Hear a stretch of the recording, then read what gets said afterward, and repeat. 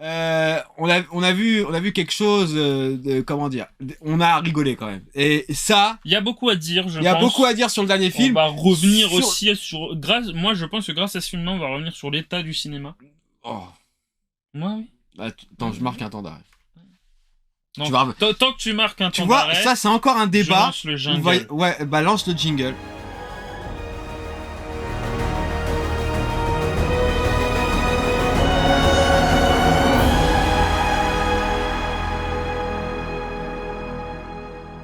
Les débris films avec 3 films, 2 films d'animation, un qui se passe, qui est un film d'animation qui a fait grand bruit, qui a fait couler beaucoup d'encre et qui a Tu veux cartonné. commencer par lequel? Bah, je veux commencer par celui où t'as le moins de choses à dire. Donc Ok. là, il est vite expédié, tu vois. Voilà, ok. Moi, j'ai quelque chose à dire et en plus, ta note sera tout à fait légitime parce que tu peux le noter. Et en plus, t'as dit une phrase qui m'a fait très plaisir, qui m'a ému. J'ai oublié. Et bah, la phrase, tu m'as dit, c'est pas Demon Slayer, quoi. Et là, j'ai fait, putain, ce gars, t'as quand même un petit œil quali, tu vois, qui fait que tu es en mesure de pouvoir critiquer des films. Et je vous présente donc Jujutsu Kaisen, épisode 0. Et je vais laisser Raven peut-être parler vite fait du scénariste et du créateur. Alors, je sais, j'ai pris malheureusement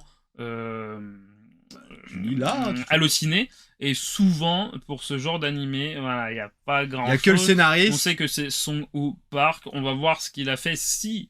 voilà. Ah, d'accord. Scénariste d'un film qui était très intéressant, celui-là. Ok, donc... même pas, tu vois. On White sait qu'il a Building. travaillé dessus, mais on sait même pas ce qu'il a fait, tu vois.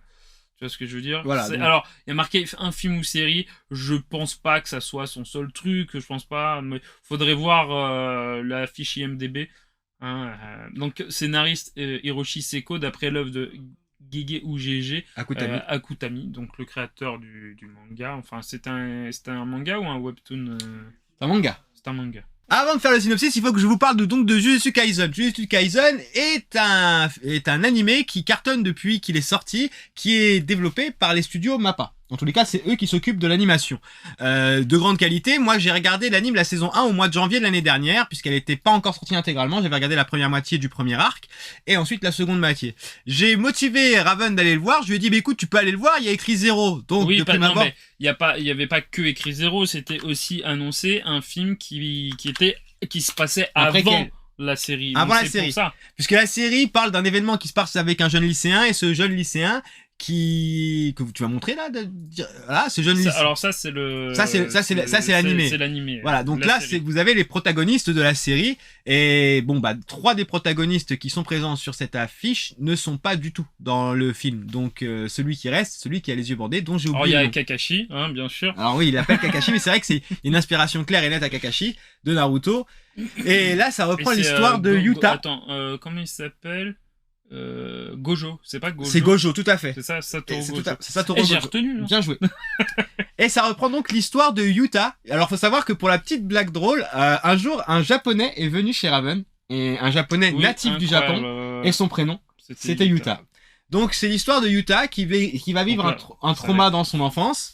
Et ce trauma va le lier à un esprit. Parce que de quoi parle Jujutsu Kaisen? En fait, il parle d'exorcistes qui sont là pour libérer les gens des charges que peuvent avoir les esprits sur eux. Alors, comme vous le devinez, il y en a certains qui les utilisent à mauvais escient et d'autres qui les subissent plus qu'autre chose. Et le but des exorcistes, c'est de les exorciser. Donc, il y a une école spécialisée qui forme des exorcistes et qui mène la lutte pour faire en sorte de pouvoir exorciser tous les lieux qui sont trop chargés avec les mauvais esprits. Les esprits sont catégorisés, donc c'est un peu comme dans One Punch Man où vous avez des notations où il y a niveau 3, niveau 2, niveau 1, voilà, etc. Et il s'avère que Yuta, lui, est possédé par un démon qui s'appelle Rika, et qui est très puissant et qui lui vaut pour le coup une surveillance accrue de l'école d'exorcisme qu'il intègre pour pouvoir faire en sorte de canaliser la grande force qu'il a. Mais malheureusement, le Rika, qui le suit partout et qui est un esprit qui veille sur lui, attire la convoitise de l'antagoniste de son long métrage, qui voudra... Je sais plus comment il s'appelle et c'est pas bien grave. J'ai oublié son nom. Franchement, c'est pas Geto? Si. Putain, c'est trop chaud. Geto ou c'est Geto? Suguru Geto. Et Suguru Geto, lui, veut récupérer ce mauvais esprit pour lui, et va s'en suivre une lutte entre, donc, du coup, les jeunes de l'école d'exorcisme et Suguru Geto et sa team pour pouvoir défendre Yuta. Et en fait, ce film est un film d'introduction qui introduira Yuta dans la saison 2 de Jujutsu Kaisen, qui a été reporté en 2023 pour des soucis parce que Mappa rencontre des difficultés avec ses équipes, apparemment, il presse il faut savoir, c'est vrai que Mappa a, je pense, les plus gros mangas du moment. Les plus gros animés du moment. Les plus gros animés, c'est très dur pour les équipes de suivre, surtout que celui-là au niveau de l'animation, il est quand même assez qualitatif, il est pas mal du tout. Il a sa patte graphique qui est intéressante. Il avait fait beaucoup parler de lui, puisque l'avant-première du Grand Rex, les gens ont été juste un comportement qui est intolérable ne serait-ce que par respect. Parce que quand tu vas au cinéma, souvent au Grand Rex, les gens crient parce qu'il se passe des trucs des ouf et il y a beaucoup de bruit, beaucoup d'animation. Et là, en fait, pour ce film-là, il y a beaucoup de gens qui ont dit que c'était gratos, c'est surévalué, juste pour faire du bruit et mettre sur les réseaux, quoi. Ah non, mais complètement. Alors, en plus, faut savoir que moi, j'ai vu la scène qui a enjaillé les gens. C'est une scène purement fanservice qui dure à peine 4 secondes. Où vous voyez des personnages que vous retrouvez dans la série, mais vous les voyez vraiment à tout casser 1 minute. 1 minute 10. Ils font chacun leur réplique, et hop, la scène elle est embarquée, c'est posé. Finalement, le film ne se focalise pas là-dessus. En fait, le film, que je pensais accessible à Raven qui avait jamais vu la série, bien que ce soit expliqué. Alors, il est pas non plus inaccessible. Mais je te dis, c'est expliqué au début, mais en même temps, c'est vrai que quand j'y repense, c'est pas très clair. Bah non, parce que moi, vraiment, le truc que tu viens d'expliquer, là, le fait tu sais, comment tu dis, le chaos, là, non, c'est pas le chaos, si, c'est ça? Les démons, là, enfin, pas les démons, mais les esprits, ils appellent ça le chaos, je crois. Ah, peut-être. Ah bah tu vois. Mais en fait, je savais pas comment ça fonctionnait. Tu vois, ce que tu m'as dit, que c'était des charges sentimentales et émotionnelles qui peuvent mettre dans des lieux ou sur des... C'est ça qui, en fait, font que... Enfin, à vrai dire, c'est logique, parce que les fantômes japonais, c'est par rapport... Alors, pas que les yokai, mais c'est par rapport aux charges sentimentales qu'il y a des morts ou des vivants, des chocs qu'ils ont eus, et c'est comme ça, en fait, se crée la mythologie des fantômes au Japon.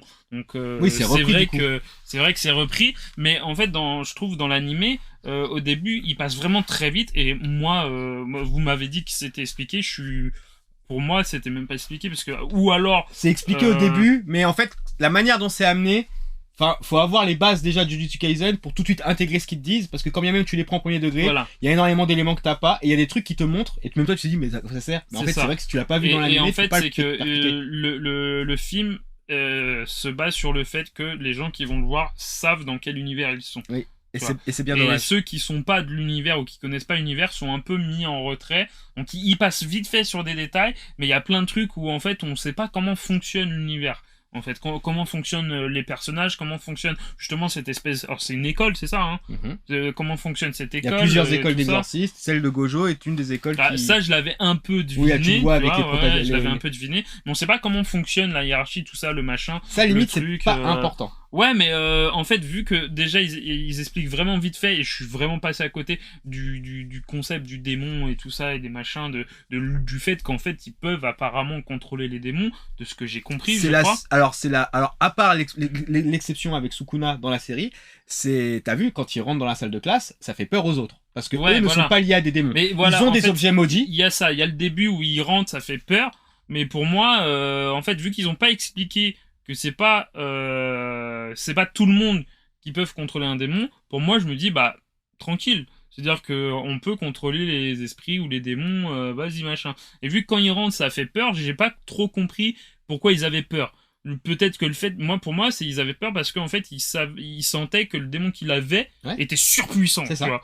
Mais je savais pas qu'ils avaient peur. Parce que, alors, les catégories, j'ai pas trop... Bah, c'est comme dans les jeux vidéo, tu sais, ils notent pareil. Ouais, mais je sais pas quel barème ça fait... On va revenir sur ce que t'as dit, hein, Sky RPS, hein, parce que...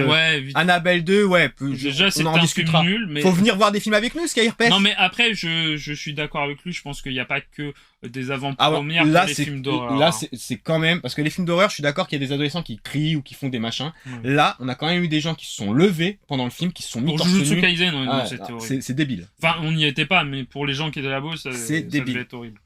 Les scènes d'action, elles sont vraiment lourdes, mais alors problématiques, très mal rythmées. Alors, très mal rythmées. Je suis difficile quand même, mais elles sont hachées.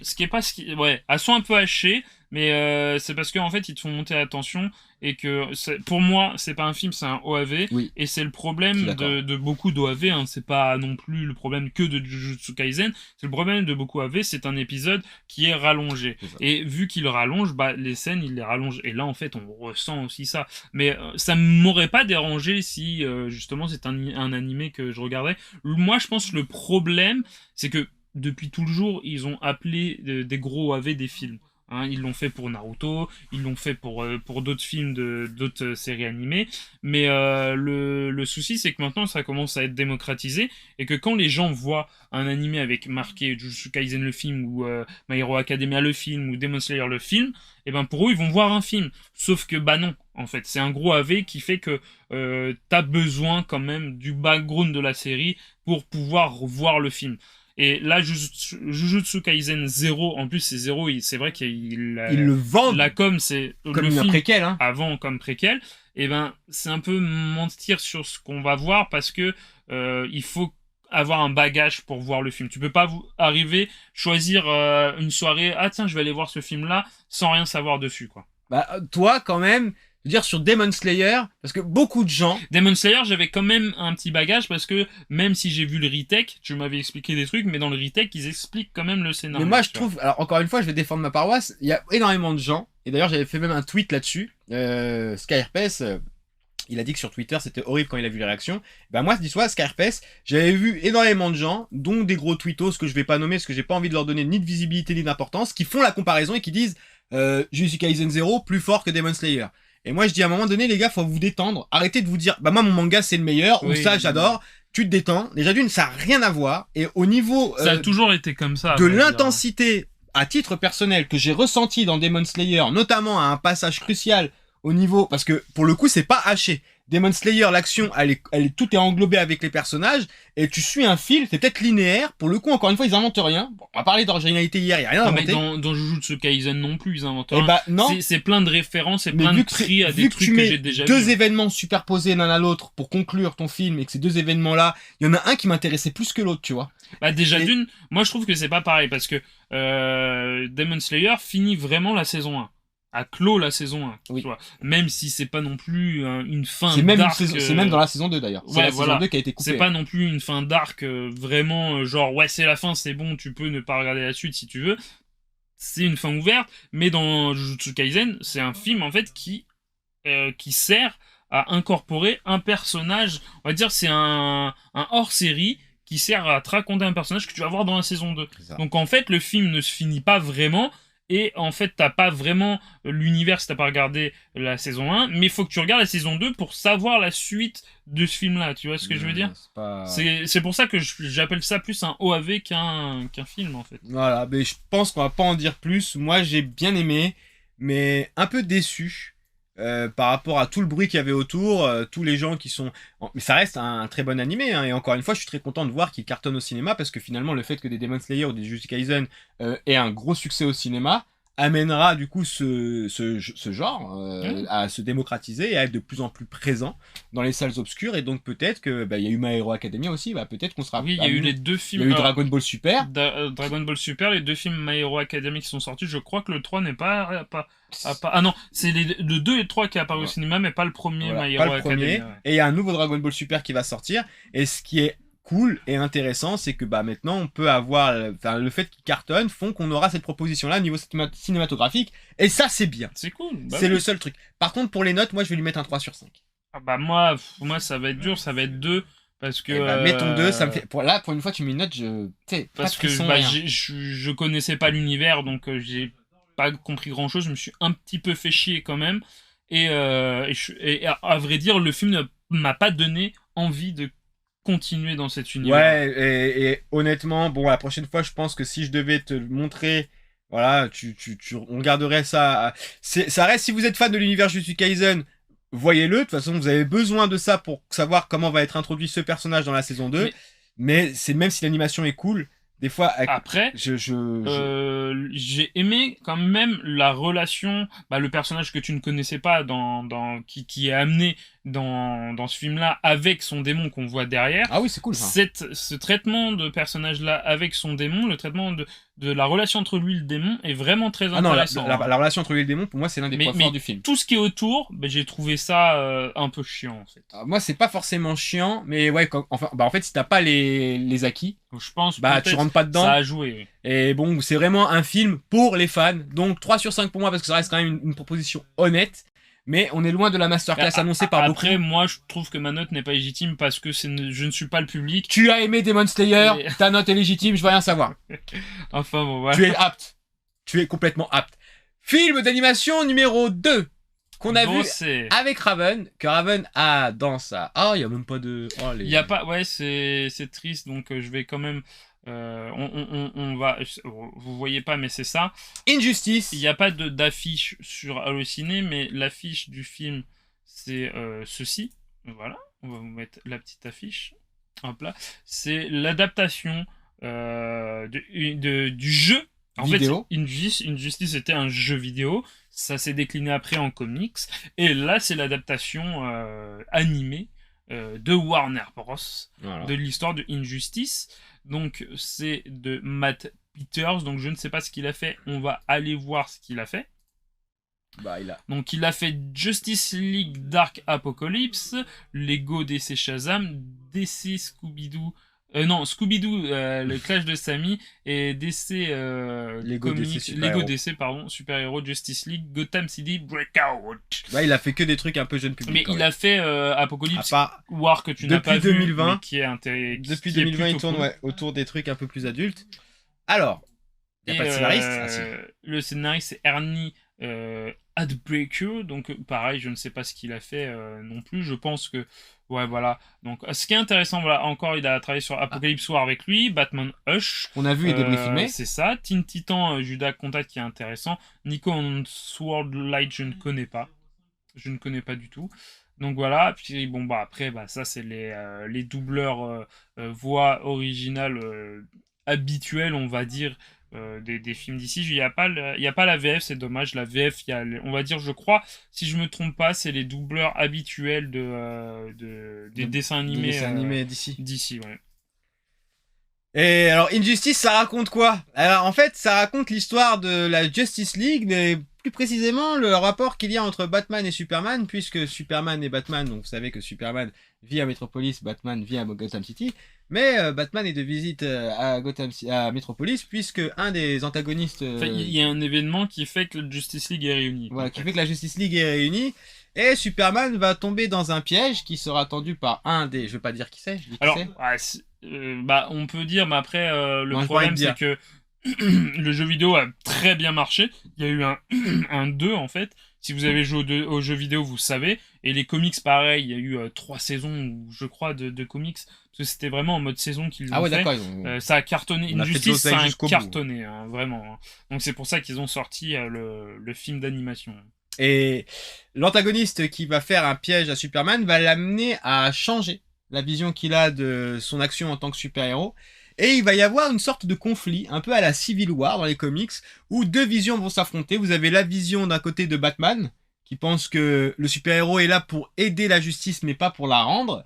Et vous avez la vision de Superman, qui a décidé, de par ce qui lui arrive au début du film d'animation, de régler, parce qu'il a le pouvoir, open the guillemets, d'un dieu, il a les pouvoirs... Le sous-titre du jeu, c'était Gods Among Us. Ouais, les dieux sont parmi nous. Donc, il a quand même un pouvoir assez balèze. Il est cheaté, Superman. Et lui, il décide, du coup, de rendre justice lui-même. C'est ça. Mais jusqu'à quel point? Et c'est tout le truc qui est intéressant dans ce traitement de personnage. Faut se dire que DC, la version sur mobile était banger. J'y ai même pas joué. C'était le jeu qui était sorti sur console, mais en mode mobile. Et c'est vrai qu'il était très intéressant. Ah, mais j'ai jamais joué. Putain, alors, pareil, je sais pas sur mobile s'il y avait la version story. L'histoire du jeu, quoi. Ah! Parce que là, pour le coup, il y a une histoire. Il y a un truc que je reproche, mais pour le coup, c'est un mauvais reproche et je peux pas faire ce vilain procès à Warner. C'est que l'animation, parfois, je la trouve rigide. Mais je la trouve... Ça a toujours été rigide. Voilà, et ça a toujours... C'est vrai qu'ils font pas de grands efforts là-dessus. Et je trouve ça dommage, tu vois, Cartoon Network. Oui. Alors, je sais pas si on peut les comparer, tu vois, mais par exemple, sur des productions de Cartoon Network, l'animation n'est pas travaillée pareil.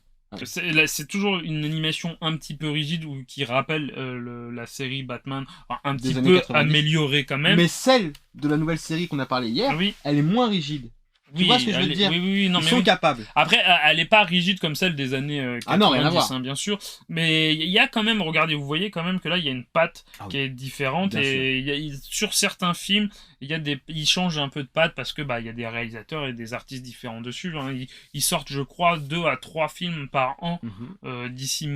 Alors, Warner, d'ici Animated. Alors, je sais plus comment ça s'appelle. Warner Bros Animated. Et Warner Bros Animated. Peut-être. Mais je crois qu'il y a d'ici quelque part. Peut-être, parce que je parlais aussi de Mortal Kombat. Les films d'animation. Ah oui, c'est vrai. Ça peut. Warner Bros Animated sort pas mal de films, souvent liés au DC. Donc en fait, je pense qu'ils ont pas mal d'équipes qui travaillent sur pas mal de projets comme ça en fait en cours de route. Donc il y a plusieurs réalisateurs, plusieurs artistes qui apportent leur touche dessus. On l'avait vu avec Batman Ninja. Ouais. Il y a aussi Catwoman qu'on n'a pas encore vu, mais le Catwoman a aussi une patte esthétique différente. Et on a aussi t'as aussi un DVD qu'on n'a pas encore vu. Interactif. Oui, le Un deuil dans la famille de Batman. C'est vrai. On va regarder. Ouais, on va le regarder. C'est vrai que, alors, pour le coup, moi je le reproche pas parce que c'est vrai que c'est quand même beau. Après, c'est vraiment le fait que j'ai regardé énormément. J'aime bien quand c'est fluide. Oui. Et je regarde tellement de trucs. Donc c'est un mauvais procès que je lui fais. Les gens comme toi ou d'autres qui regardent les animés japonais, ça n'a pas du tout. Ça commence avec les gens comme moi. Oui, bien sûr. Et ça finit. Voilà, ça finit au Trocadéro avec 100 000 personnes. Voilà, exactement ce que j'allais dire. Mais l'histoire est pas mal du tout. Moi je trouve l'histoire folle d'un jeu. L'histoire est pas mal du tout. Moi j'ai beaucoup aimé l'histoire. J'étais dedans, je me suis pas embêté. J'ai aimé les interactions des personnages. Alors il y a des personnages qui me passaient complètement à côté, notamment tu vois. Celui que je te montrais. Ouais, en fait le problème, je crois que c'est le dernier. C'est lui. Quelle belle qualité. C'est ce personnage-là. Alors je me rappelle plus comment il s'appelle. Elastic quelque chose. Mais c'est un personnage que moi je connais des comics. Mais c'est vrai qu'en fait dans le film, le reproche que je fais, c'est que dans un film comme ça, tu peux pas. Injustice, c'est vraiment une grosse histoire. Et je trouve qu'ils auraient peut-être dû le faire en 2 parties parce que je trouve que la fin est expédiée. Ouais, ce que j'allais dire. La fin, elle est vraiment expédiée. Et des personnages comme lui ou d'autres qu'on a vu, je sais pas si c'est laquelle autre image que j'ai. Non, bon, là il y a Robin, mais d'autres personnages secondaires ne sont pas développés, et si vous ne les connaissez pas des comics, vous ne savez pas trop ce que c'est, et je crois que même ils disent même pas leur nom. Il y en a qui disent même pas leur nom. Il y en a qui disent pas leur nom, et du coup, bon, et c'est vraiment un truc pour les fans, vraiment les hardcore fans de DC. C'est sympa. Si vous avez aimé le Batman des années 90, je pense qu'on s'y retrouve. Encore une fois, en plus, c'est adulte, c'est violent. C'est violent. Ouais, pour ça, c'est violent. Là, pour le coup, ils ont vraiment. Merci beaucoup, Skypers. À très bientôt. Et tu déchires Skypers. J'espère que j'ai bien prononcé son pseudo. Scarface. Mais c'est vrai que des fois c'est vite expédié et c'est pas le meilleur qu'on a vu. Au moins c'est adulte. Ah, c'est pas le meilleur. Moi je reste quand même sur un top où il y a Batman Hush. Il y avait Red Son aussi qui était intéressant. Qui était pas mal du tout. Donc, mais Hush était cool. Ouais. Ça se regarde bien. Ne serait-ce que c'est intéressant si vous n'avez pas joué au jeu. Moi j'ai pas joué au jeu donc j'ai découvert l'histoire en regardant ce film d'animation.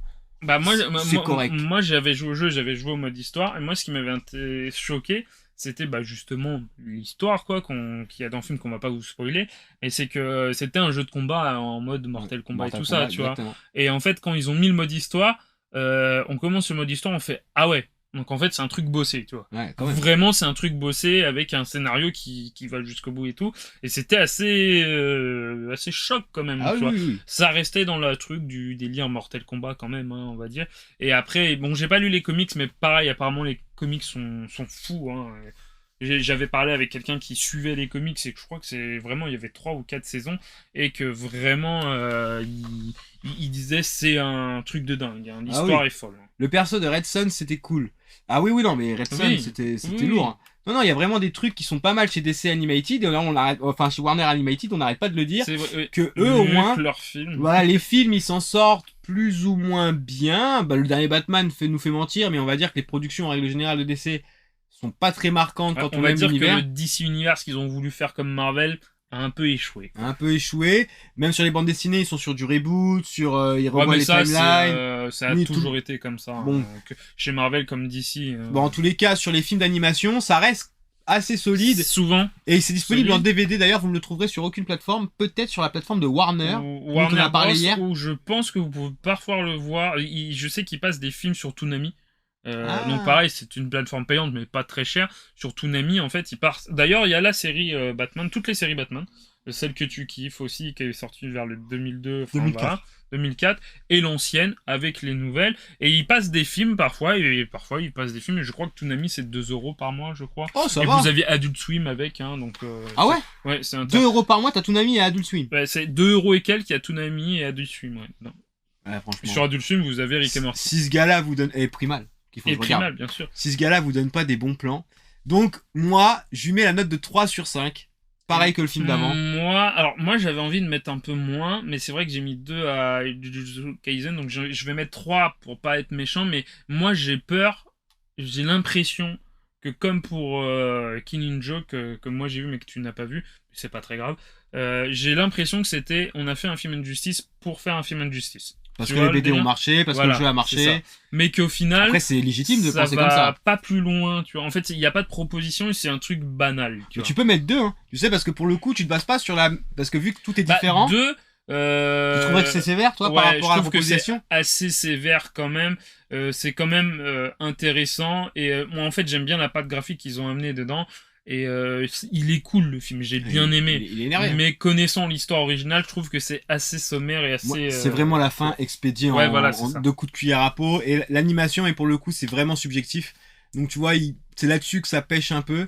Et des fois, je trouvais les interactions entre les personnages, d'où l'animation rigide, un peu terne, tu vois. Donc voilà, 3 sur 5 des deux côtés. Cimer, mais peut mieux faire. Vous nous avez habitués à mieux, Warner Animated. Hein. Vous nous avez vraiment habitués à mieux. On sera client. De toute façon, il y a encore des Blu-ray. Il y en a toujours qui sortent. Il y en a des nouveaux qui sortent encore là. On en verra d'autres. On va pouvoir parler du dernier film. Et j'espère que vous êtes restés parce que celui-là, si vous ratez ce débrief film-là, votre vie sera un échec en 2022. Voilà, c'est dit. Là, on va parler de Ambulance. Et je vais me taire parce que c'est Raven qui va vous présenter la réal, les scénaristes et les acteurs. C'est ça. Alors, Ambulance... c'est le nouveau film de Michael Bay. Michael Bay, qui c'est? Michael Bay, c'est, je pense, qu'est-ce qu'il a fait? L'un des plus grands créateurs de films d'action de l'histoire du cinéma. Non, il a fait là en tête j'ai Armageddon, The Rock, Bad Boys, Indépendance, c'est Roland Emmerich. Transformers, tout ça, The Island, il en a fait énormément. Il a dernièrement fait, si je me trompe pas, Six Underground sur Netflix, mais je sais pas si c'est son dernier. Je sais pas, non. Robot Apocalypse et Blackfire sont pas sortis. Donc Transformers Last Light, il avait fait 13 Hours, Transformers Last Light, ça il est pas sorti. Six Underground. No Pain No Gain. Alors en VO c'est Pain and Gain, mais c'est No Pain No Gain bien sûr. Dans son comment on dit, son nom, il s'est enlisé dans la saga Transformers. Pour moi, c'est le moment où je l'ai abandonné. Parce que vraiment, Transformers, je pense que c'est une des sagas les plus pas nulles, mais mal écrites.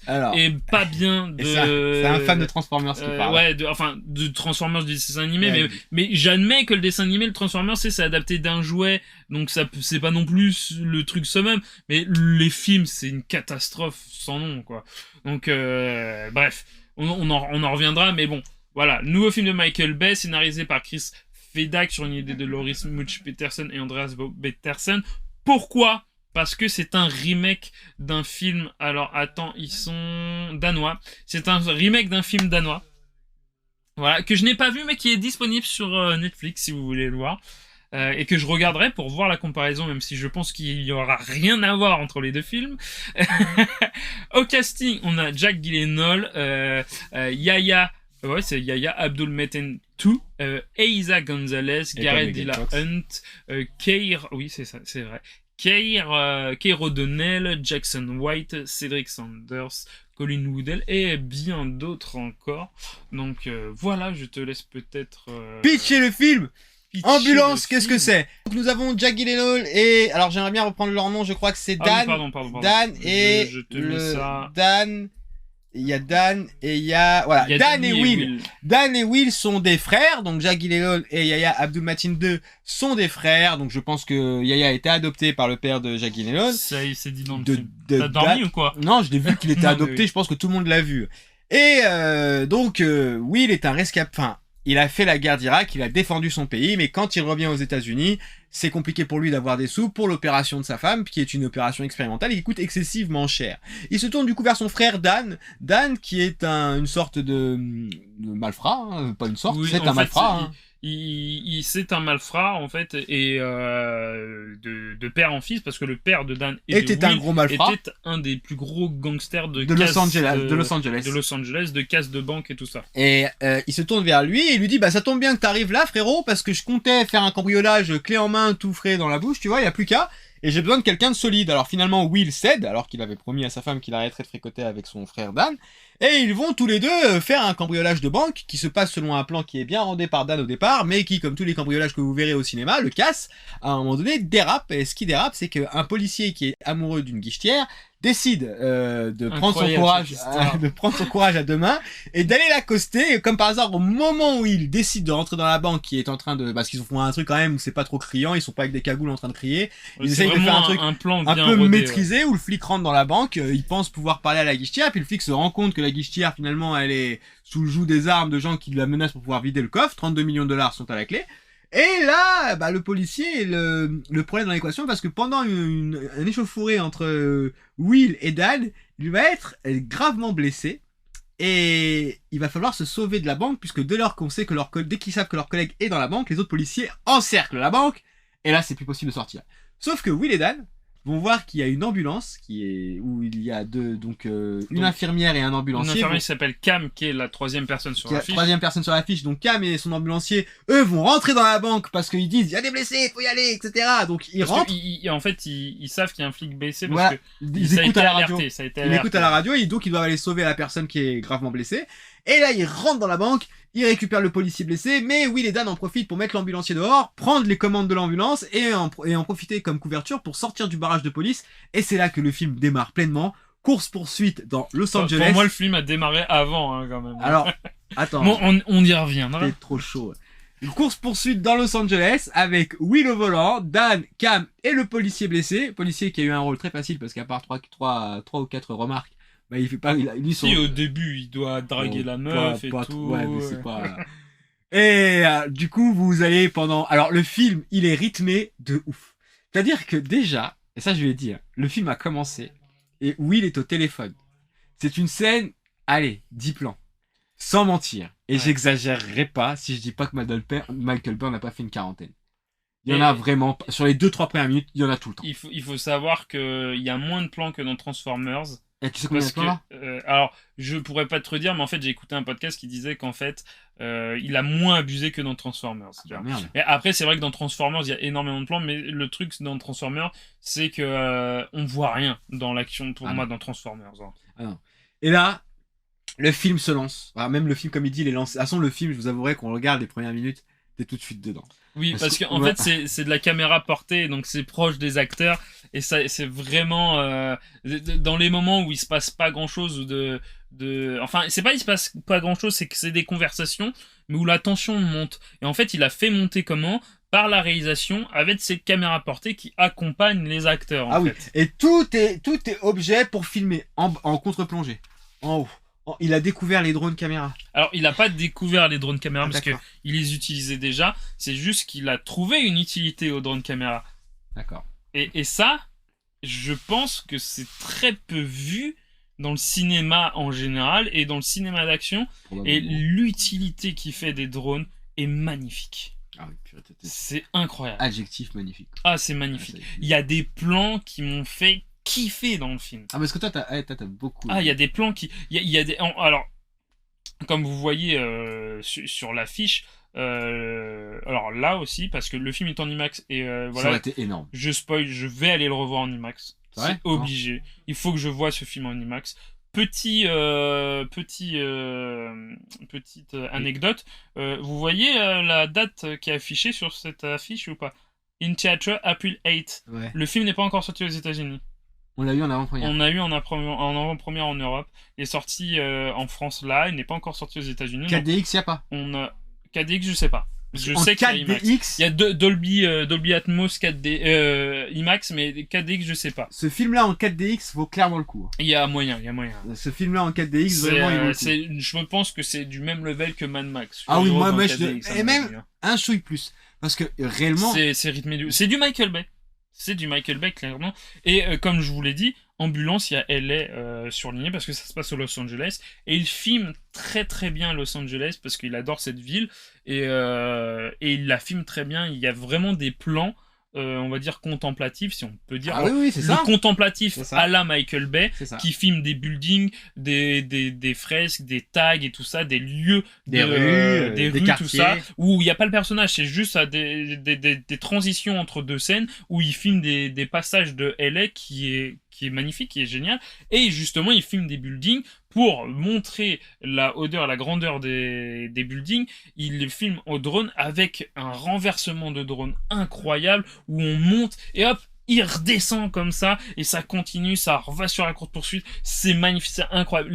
L'utilité qu'il a réussi à faire avec les drones est folle, et il arrive à le rythmer et à le monter incroyablement bien pour que ça ait du tempo, tu vois, ça agisse sur les endorphines, tu vois. Je ne l'interromps même pas, ça fait plaisir d'entendre à quel point il a enjaillé ce film, parce que c'est rare qu'il sorte d'une séance aussi emballée, surtout avec moi sur ce genre de film. Moi, il y a des trucs que j'ai aimés, d'autres beaucoup moins. Déjà, Jack Gyllenhaal est un acteur clairement sous-coté. Il est trop fort. Oui, bien sûr. Il est vraiment très fort. Moi, je l'ai vu dans The Guilty qui est sorti sur Netflix, et là, je le revois là, à chaque fois qu'il se met dans un rôle, il blague pas. Moi, je le connais. D'ailleurs, même Will, hein, l'acteur qui joue Will, Yahya, que je le suis, il est bon. Malheureusement, celui qui a joué dernièrement dans Candyman, même si le film est mauvais, j'aime beaucoup cet acteur. L'actrice, malheureusement, c'est pas qu'elle joue mal, c'est que le rôle qu'elle a, c'est d'être. Moi, je le trouve bien. Bah, pour moi, elle est comme on l'avait dit, elle est là au début, elle est là à la fin. Ouais, mais je sais pas. En fait, en y repensant, je trouve que son caractère est plutôt intéressant, et les phases qu'elle apporte durant le film, je les trouve très intéressants en fait. Et je trouve vraiment cool. Pour moi, comme tu dis, c'est sa Megan Fox. Enfin, il lui a il lui a pas donné un rôle. Enfin, j'ai l'impression qu'il lui a donné un peu un rôle. Non, moi je trouve pas. Ouais, je sais pas, je suis pas convaincu du rôle. Je trouve pas. Moi, du coup, j'en veux pas à l'actrice. Alors, c'est pas un rôle de composition et un rôle super bien écrit, mais comparé à la. Jack Gyllenhaal, il prend toute la place. Hein. Ah oui, déjà oui. Ouf, hein. Mais comparé à tout ce qu'il a fait dans les Transformers, je trouve que il est plutôt pas mal ce rôle féminin, et que déjà il la sublime, et pas en mode je monte son cul toutes les 4 matins comme dans Transformers, tu vois, mais il la sublime avec des plans. En même temps, il filme pratiquement tout le monde en contre-plongée, mais quand il la filme en contre-plongée, je la trouve super cool, mais il lui a donné un caractère dans le film qui est vraiment intéressant, je trouve. Je trouve que c'est pas très bien développé, moi. Je trouve que c'est un prétexte. Pour moi, fallait de la douceur, pour moi, tous les personnages. En dehors de Will. Moi, je trouve justement que le personnage n'est pas le personnage du féminin fragile, n'est pas. Alors non, justement, je trouve que le personnage de Will, son frère, est plus fragile que elle. Bah moi, je trouve pas. Ah, on n'est pas d'accord. On n'est pas d'accord. Non, mais je trouve. Parce que je trouve que elle, justement, limite, c'est un peu la soupape de décompression entre les deux frangins. Et j'ai l'impression qu'à la fin du film, il met un peu de tension avec elle vis-à-vis de l'événement qu'il y a. Parce qu'il se dit, ah bah merde, ah ouais, il est là, attends, je l'ai mise pour ça. Pas qu'à la fin. C'est pas bien amené. Il y a déjà toute une scène dans le milieu avec elle.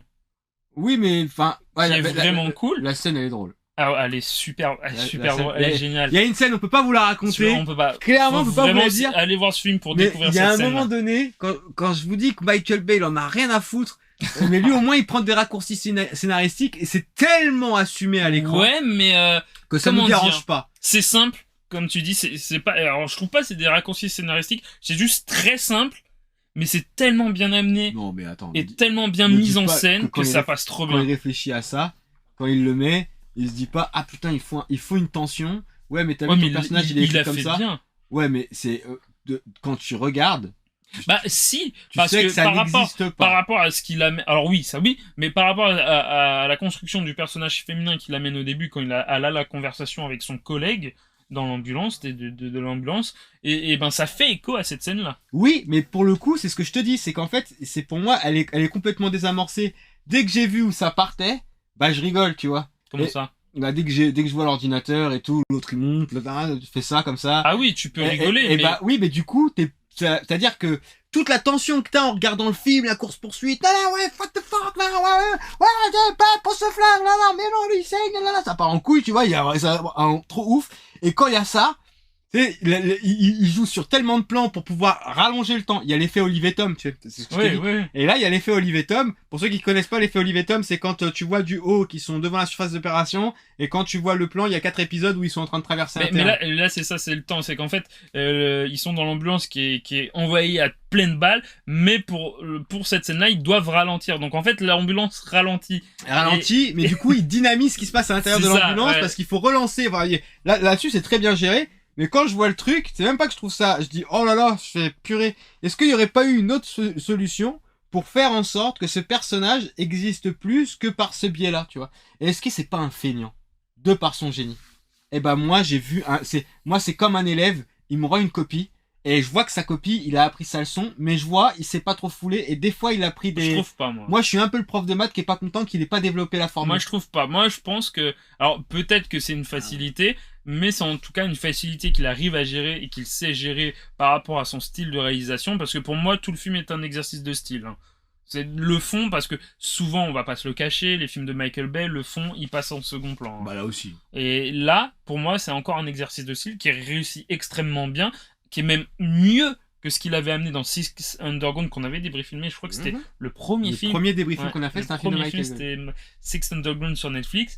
Et je trouve que c'est mieux. Alors déjà parce qu'il y a pas Ryan Reynolds qui pollue le film. Non, toi t'es méchant avec Ryan Reynolds. Alors je l'aime bien, mais parfois faut avouer qu'il le pollue. Il est trop, bah c'est comme Tom Cruise, il est enfermé dans le personnage de Ryan Reynolds. Exactement. C'est son problème. Je suis d'accord avec toi là par contre. Mais j'aime bien Ryan Reynolds. Moi je l'aime bien. The Adam Project, tu vois, je me tâte. Apparemment c'est nul. Hein. Mais je suis chaud de le regarder. Ouais, je suis chaud. Mais là, en fait, il fait du Michael Bay, il le fait bien, mais que je trouve que, alors pareil, moi j'adore Michael Bay, sauf sa phase Transformers, mais j'adore Michael Bay. Et si vous avez vu des films de Michael Bay qui étaient d'ailleurs produits par Jerry Bruckheimer à l'après, Jerry Bruckheimer, et ben par rapport à cette réalisation qu'il avait au début, même on peut citer Bad Boys, qui est d'ailleurs cité dans le film. Oui, hein. Et il y a pas de Bad Boys, The Rock. Et pas l'acteur. Le film The Rock avec Nicolas Cage. Avec Alcatraz, ouais. Et en fait, par rapport à cette réalisation-là, ça reste du Michael Bay dans la réalisation, dans la dynamisation du film et du montage, mais il évolue par rapport à sa mise en scène, par rapport à sa technique, et aussi par rapport justement à cet emploi du drone qui rajoute des styles de réalisation qu'on n'avait pas vus. Sur la dynamique du film, j'ai rien à dire. Alors là, pour le coup... Mais moi, je trouve... Par contre, c'est en mode... Rocketman. Alors, le film est un petit peu... meilleure blague de The Rock. Purée. On n'a pas la ref. On n'a pas cette blague de The Rock. J'ai pas la ref. Désolé, Maxou. Là, il doit mettre ses lunettes comme ça, comme dans les mangas. Et tu sais, il y a la lumière. Le truc qui brille, ils n'ont pas la ref. En plus, je le vois trop avec sa tête. Avec le missile à la fin. Du film The Rock. Pardon, on était sur l'acteur, excusez-nous. Ouais, non, on s'est fait avoir on est trop sur The Rock. Incroyable. Ouais, non, mais le film, en plus, il est, mais oui, Mais le film est un peu long, mais en fait, il faut, dans un truc où c'est une course-poursuite, tout le long, il faut regarder les films de Ah bah, bien sûr. Non, mais lui, il fait ça aussi, hein. En plus, il t'aime Nicolas Cage, je pense que t'as à qui parler, là. Ah oui. Il nous a bassiné avec pendant des années, mais la prophétie est en train de se réaliser. La prophétie, les gens commencent à voir que Nicolas Cage est un putain d'acteur. Même nous, on est obligé de reconnaître le génie de Raven qui, pendant des années, moi je me rappelle il y a 2-3 ans, où je me foutais de sa gueule, je disais, avec ton acteur has-been là, et on le taillait, et lui, il était un peu pas... il était pas ronchant, il disait, bah tu verras. C'est un des meilleurs acteurs du cinéma. Et il disait, ouais, parce qu'on sait pas reconnaître son talent, c'est fou ce qu'il fait. Et moi, je me foutais de sa gueule, je disais, oh là là, mon pauvre. Tu t'es brûlé le cerveau et tu perds du temps sur des détails qui ne servent à rien. Et là, c'est ce qu'on a dit hier à la BDR, c'est ce qu'on a aussi dit la dernière fois, on est en train de nous faire mentir. Ça y est, il est en train de passer pour le vieux fou à l'époque. Qui balançait les chars. Avec sa canne. Oui, j'avais raison! Voilà. Donc, non, il est très dynamique, ce film. Mais oui. Il y a rarement, même les temps un peu de relâchement. En fait, les temps morts, en fait, il arrive à les monopoliser avec cette scène-là où genre c'est un peu what the fuck. Mais en vrai, ça a toujours été what the fuck, Michael Bay. Moi, je trouve que le rôle de l'actrice, tu sais, il est accessoire.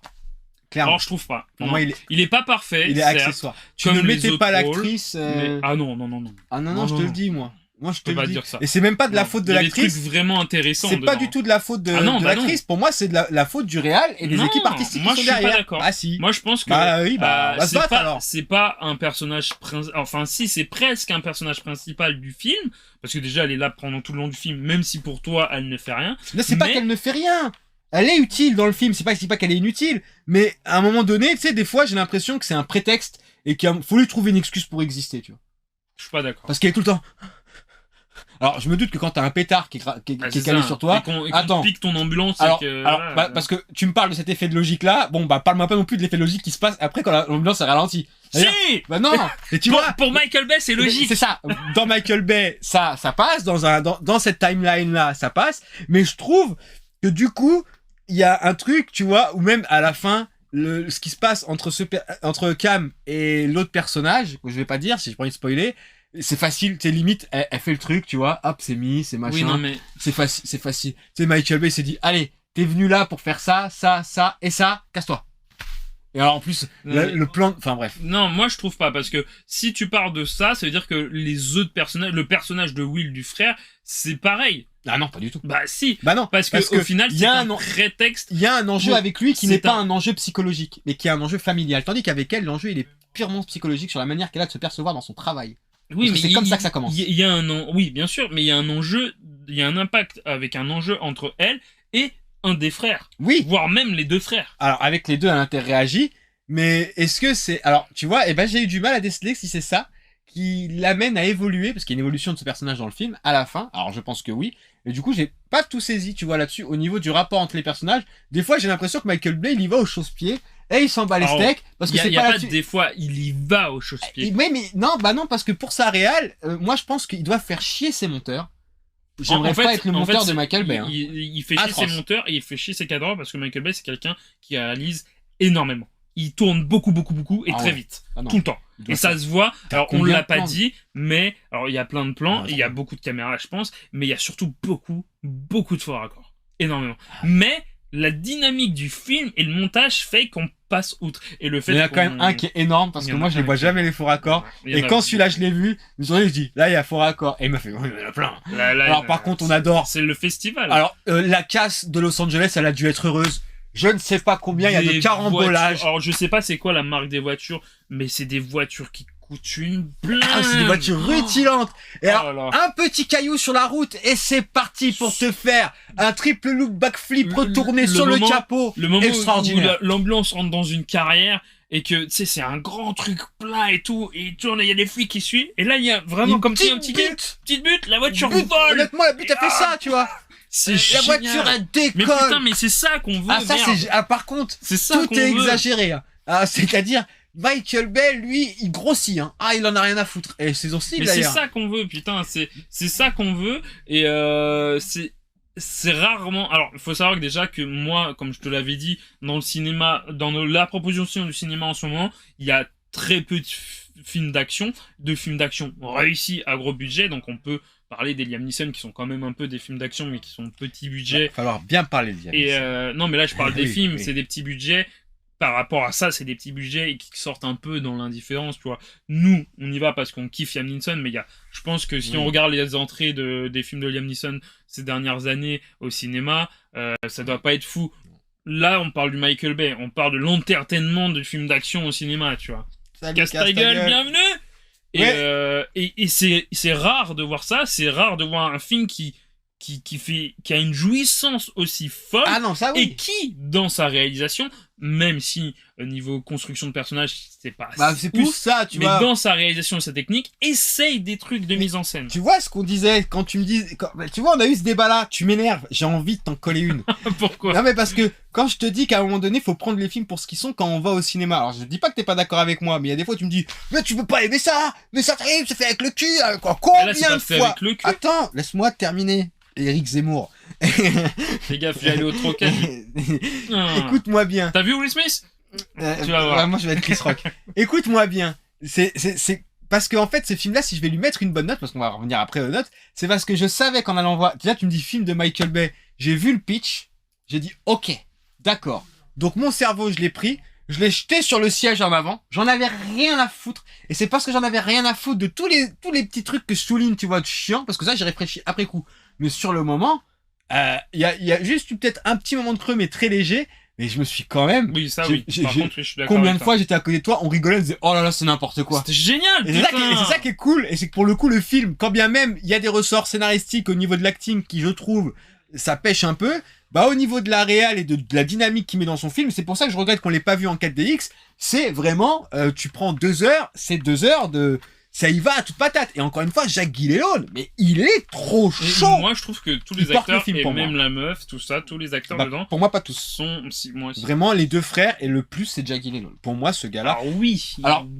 Attendez, on va parler... Mais les acteurs, même la meuf... On va parler des personnages secondaires. Le papy, là, le grand-père, là, il l'appelle papy, je crois. Papy. Il est bien. Il est génial. Non, mais Jacques Gyllenhaal... Ouais, mais qui c'est qui lui donne de la... Oui. Quoi, tu vois, quand il donne la réplique, parce que Jacques Gyllenhaal, moi, je trouve qu'on le voit pas assez de films. Alors, je pouvais pas relever avant, mais Gonzo respecte Nicolas Cage. Je regarde Living Las Vegas et on en reparle. Ça, c'est bon film. Purée, tu vois, je vais me faire prendre par tout le monde. Mais c'est un vieux film. Je lui ai manqué de respect longtemps. Hein. Living Las Vegas, c'était l'époque où Nicolas Cage était un peu au top et n'était pas moqué, en fait, où il est pas parti. Ouais. Parce que Nicolas Cage a eu des hauts et des bas dans sa vie. Et il faut savoir que c'est un acheteur compulsif collectionneur qui collectionnait des villas. Hein, excuse-nous du peu. Le dernier film que j'ai vu de Nicolas Cage avant celui que tu m'as montré avec Son de Sonocillon, c'était 8 mm. Ah pareil, ça c'est dans ce mood-là. Le 8 mm, c'est dans le top du panier de Nicolas Cage. Avant qu'il parte dans les séries B nulles et chiantes, où il en fait 3 par an, tu vois. Et voilà. Donc, tu vois, pour moi, Jacques Gyllenhaal, il donne...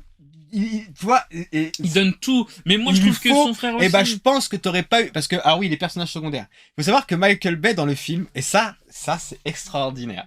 Parce que, avec Raven, il y a plein de fois où on relève que dans les films, on nous amène des personnages, et des fois, paf, téléportation, ils sont là. Alors, soit on devine, soit c'est plutôt bien. Lui, Michael Bay, quand il te met un personnage, bah, le personnage, il a quand même un petit ticket avec une petite histoire, qui dure même des fois 10 secondes. Mais au moins tu sais pourquoi il est là. L'agent du FBI, le coéquipier de Jacques Gyllenhaal, là, le Renoir qui est dans son... Qui regarde les matchs de foot européens, même les... Mais ça fait depuis longtemps, je sais pas si tu te rappelles... Les portoricains. Du Renoir avec son chien, alors je crois que c'était un SDF dans Armageddon. Oui, avec dans le vélo, ça va Hussein nous bombarde la gueule. C'est ça, c'est ouais, putain. C'est typiquement ça. Donc il y a plein de personnages, même le gars non pas du FBI, le gars qui gère les forces spéciales de la police. Ouais, non mais sa venue, son entrée dans le film elle est incroyable, elle est géniale. Et c'est trop bien parce que en fait moi je trouve que c'est bien amené, mise en scène, et même niveau écriture, je trouve que c'est pas dégueulasse parce que il t'amène en fait les flics qui poursuivent l'ambulance avec des grosses bagnoles, des gros mecs musclés, et lui le chef il te l'amène dans une toute petite voiture où il est en short, en t-shirt, avec un gros chien derrière, tu vois. Les stéréotypes, c'est génial. Voilà. Et en fait, vu que c'est que de la surenchère, vu que ce n'est que ça, mais c'est Michael Bay. Et que c'est pour ça qu'on va voir le film, et bah, il fait le taf qu'on lui demande de faire en tant que réalisateur, et on voit un film d'action, pas chiant. Moi, j'avais peur que ce soit emmerdant, ce huis clos dans une ambulance, et qu'à des moments, ils savent pas. Il arrive à te rendre... Non, arrête de faire le mec, parce que je suis sûr, je sais pas si t'étais confiant. T'étais curieux, mais je sais pas si t'étais complètement confiant. En fait, moi, en vrai, j'étais confiant, parce que Six Underground m'a remis la patate, vraiment. Quand j'avais vu Six Underground avec toi, il m'avait remis la patate, même si j'avais quelques a priori et qu'il n'est pas parfait, il m'a remis la patate. Et quand j'ai vu Ambulance, j'avais vu que des morceaux, je me fais, mais lui, je veux. En plus, au cinéma, putain, moi j'étais déçu d'avoir vu Six Underground sur Netflix, même si je suis pas là-bas, c'était prévu pour Netflix. Mais en tous les cas, ce film, pour ce qu'on lui demande de faire, dans sa proposition et son réal. Et je trouve que, ouais, pour son âge, Michael Bay arrive à se réinventer en restant Michael Bay, et c'est magique. Merci à Michael Bay. Tu le prends 4 sur 5. Ouais, moi aussi 4 sur 5. Il y a beaucoup trop de faux raccords dans ton film. Ouais, bon. Tu prends 4 sur 5 parce que il manque ce petit truc qui fait que justement... Il est un peu long aussi. Ouais, c'est même pas... Non, parce que du coup, moi, je le subis moins... Tu vas kiffer. Alors oui, je le subis moins que certains films Marvel. On a gagné, Michael, on a gagné. Ferme ta gueule. Ferme ta gueule, parce que tu vas aller voir... Même si c'est le Ramadan... Oui, je vais aller voir Dr. Strange. On va aller, tu viens avec moi, tu commences pas à faire... Tu vas tout voir, jusqu'à ce que j'en ai marre. Non, pas tout voir. Je vais aller voir... Dr. Strange, il est nul, j'arrête de voir des films. Non, tu la fermes. Là, c'est vraiment en mode Sam Raimi, s'il peut pas rattraper le truc, tu vas tellement à reculons que je sais pertinemment que tu vas être comme d'hab. De toute façon, toi, t'es de mauvaise foi. C'est faux. possible. Même là, t'es de mauvaise foi, par exemple. C'est faux. Complètement faux. En tous les cas, celui-là, allez voir Ambulance. Allez voir Ambulance, on vous le recommande chaudement. Ah non, il est exceptionnel. Moi, je veux bien le revoir en 4DX. Ça doit être tellement immersif. Action comme on n'a pas eu depuis longtemps. Et très bien mené. Et putain, quoi. Putain, c'est trop bien. Voilà. Donc, tu prends 4 sur 5. Je fais, du coup, la review de tous les films que nous avons vus. Nous avons donc vu Jujutsu Kaisen Zero, qui est tiré du coup de la série d'animation de Mappa et aussi du manga à succès. Je lui mets la note de 3 sur 5 parce que l'animation est cool et l'histoire est intéressante. Néanmoins, Raven lui met la note de 2 sur 5 qui a raison. Si vous n'êtes pas un fan ou que vous n'avez pas suivi la première saison de cette série, il va être pour vous difficile d'attraper toutes les subtilités que peut vous proposer le scénario de cette histoire. Il en reste pas moins une proposition intéressante et honte à ceux qui se sont mis torse nu et qui ont pourri la séance des gens dans le Grand Rex et qui l'ont comparé à Demon Slayer. Soyez maudits sur 10 générations. Ah oui, quand même. Film d'animation numéro 2 qui est Injustice, tiré du jeu vidéo à succès, qui a ensuite donné lieu à la création d'une bande dessinée. Warner Animated a décidé de nous gratifier d'un film d'animation que vous pouvez trouver en DVD et qui peut être à... DVD Blu-ray et dont le steelbook, comme à son habitude fait Warner, est à 14,90. Voilà. Donc pas très cher. Pas très cher pour un steelbook. Et peut-être qu'il atterrira sur la plateforme Toonami, on ne sait jamais. Proposition intéressante de l'univers DC. Moi, j'ai trouvé l'animation un peu rigide par rapport à ce que peuvent proposer d'autres studios d'animation américains. J'ai trouvé l'histoire intéressante, cependant très vite expédiée sur la fin et énormément de personnages qui sont introduits. Peut-être aurait-il mérité d'être traité en 2 parties. Je pense comme ils ont fait pour certains films et c'est ça qui m'étonne en fait. Ce que dit Raven justement. Et pour ne pas être trop sévère, Raven lui mettra un 3 sur 5 et je le suivrai dans cette démarche. D'ailleurs, on est d'accord sur les notes pour celui-là. 3 sur 5 également de mon côté pour Injustice. Merci des travaux, mais peut mieux faire.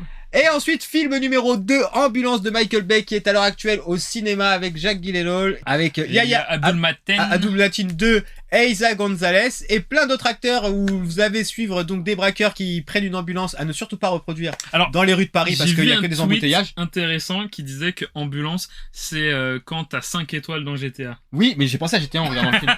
Putain. J'ai pensé à GTA en regardant le film. C'est vrai que ça y fait penser. Surtout au moment où on dit il y a des hélicoptères. On a des hélicoptères. Hélicoptères, course-poursuite, airs. Donc c'est une sorte de GTA. Peut-être que Michael Bay a fait un clin d'œil où vous avez un film d'action quand même assez dynamité. Il y a des faux raccords, il y a peut-être des liaisons avec les personnages qui moi m'ont dérangé, mais Raven justement pas du tout. Je pense qu'on a tous les deux, en tous les cas, on a tous les deux été d'accord sur une chose. Ce film fait une proposition de film d'action qui fonctionne et qui est palpitante et haletante et on était content d'avoir payé nos places pour voir ça. Merci Michael Bay. Donc c'est vraiment une proposition si vous voulez vous détendre. C'est magnifique. Allez-y, ça dure vraiment 2h17. Moi j'ai pas vu le temps passer.